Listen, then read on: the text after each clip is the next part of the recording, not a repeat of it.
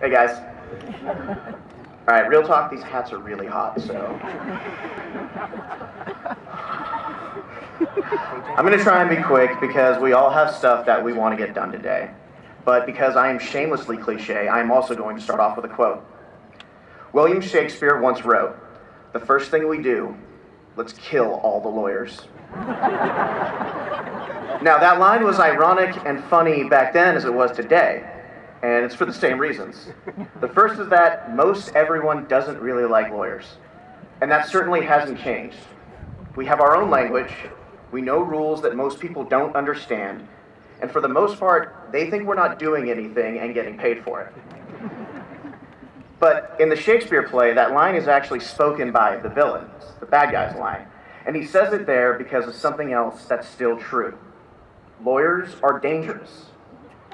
What we've learned and the skills that we've acquired means that we can do things that most people can't. There's a reason why so many politicians have graduated from law school. And that's because you're supposed to understand the law before you write the law. Now, understanding the law is a powerful tool, and it's one that can be used to do the wrong thing. And it's one that's supposed to be used for the common good.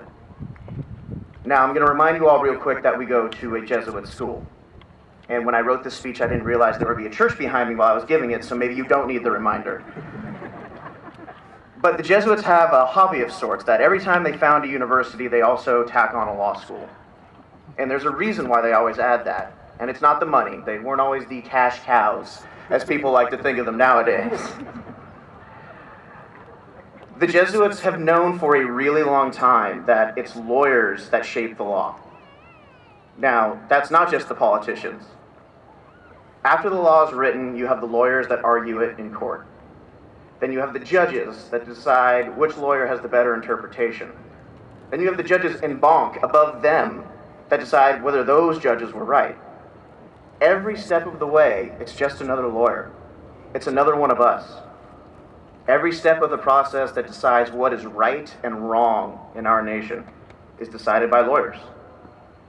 The Jesuits wanted to train lawyers because they wanted to put that power in the hands of people that would do the right thing. Now, what's the right thing? Well, it's the same answer we've got from every law professor for every question that we've had. It depends. But this time it doesn't depend on the facts. And it doesn't depend on what the law says. What's right is something personal for each and every one of us. We all have our own priorities. For some, it's making sure that the little guy gets his day in court, no matter how much money the other guy has. For others, it's making sure that criminals are punished for their crimes. And for others, it's making sure that those same criminals, no matter what crimes they committed, are given their constitutional right to a fair trial. Now, none of those are the wrong thing. They're all the right thing for those people that believe in them. What I ask of each of you today is that each one of you makes up your own mind about what's important to you. And keep that in your mind when you go out there to practice. That every time you sit down to write a trial brief, a motion, a writ, even if you're just drafting really dumb discovery, ask yourself why what you're doing is right. Don't change your personal morals to fit your job. Find the job that will fit your personal morals, your priorities. Because if you believe in what you're doing, then you're doing the right thing for you. And you're doing the right thing for the people that think like you. And if you can't find that in your work, then I want you to think of Professor Hull and Smokey the Bear. Only you can call off the jam.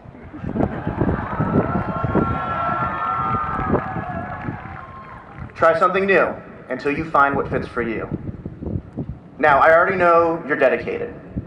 Anyone that could read that civil procedure fact pattern and not get up and walk out right then and there is dedicated enough to be a good lawyer. We are already going to have lawyers of the year, super lawyers, judges, and all sorts of fancy titles out there. So I'm not worried about your success. But if each and every one of us can go out there and know that we're doing the right thing, then we'll not only be successful, but we'll also be happy. And that's why this job can be the best job in the world.